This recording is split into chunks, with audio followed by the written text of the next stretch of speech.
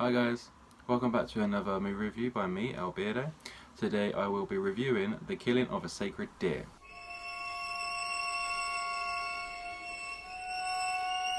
The film is about a surgeon and his family who befriend this boy whose father died on the operating table under the doctor's watch, and how the boy infiltrates the family and kind of causes conflict and unleashes this really sadistic plan to get even.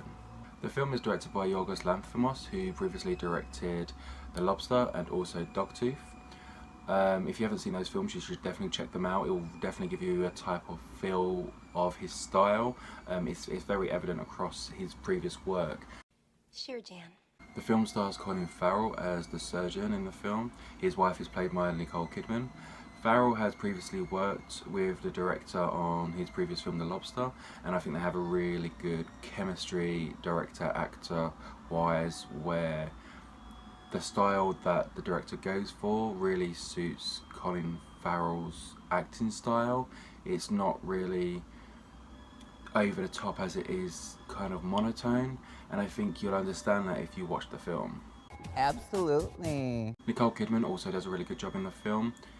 She's such a broad-ranged actor that I think she can take things she's learnt from different roles before, especially working with directors such as Lars von Trier, and really hone in those type of skills that create a new style where everything does feel very read off the page, but in a really darkly comedic way.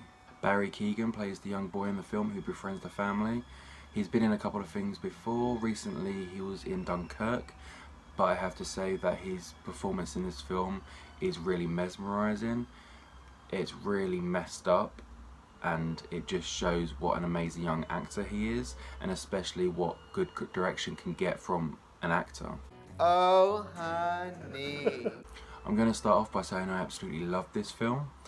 Comparing it to his previous film The Lobster, which I also really enjoyed, this film just feels so much more focused in its story and its narrative. Even at the beginning, when the story seems kind of simple and straightforward, the way the actors play the lines is so deadpan darkly funny that you can't help but laugh at certain moments, and then you feel bad for laughing because you know some of this is just really fucked up. The way a lot of the lines are delivered in the film actually reminded me of Napoleon Dynamite, which sounds like the completely wrong film to compare this to, but if you watch it you'll definitely understand what I mean. The screenplay is just so well written that everyone just has a good substantial amount of lines and things to do in the film. Both Nicole Kidman and Colin Farrell, obviously the leads, have a tremendous amount to do, but so do their kids, and a lot actually falls on the shoulders of the kids to portray these really weird, funny, I keep saying darkly funny, but it is ridiculously dark and funny things in the story. There's one moment where I think I was the only one that burst into laughter in the cinema because I knew it was wrong, but it was funny. The story in the film just never loses its momentum.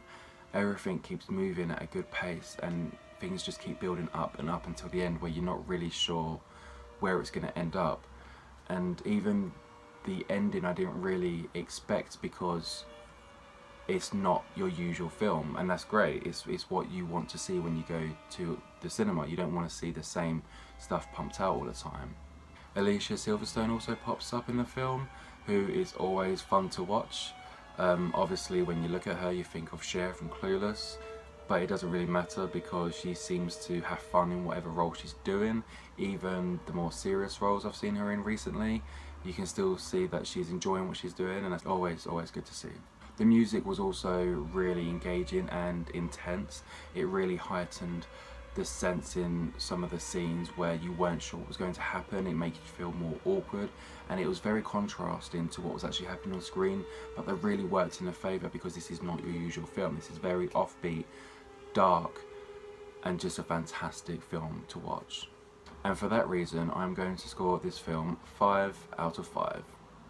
Thanks for sticking around and watching another one of my movie reviews. If you enjoy it, then give it a thumbs up, comment and subscribe, and there will be more reviews coming from me soon. Thank you.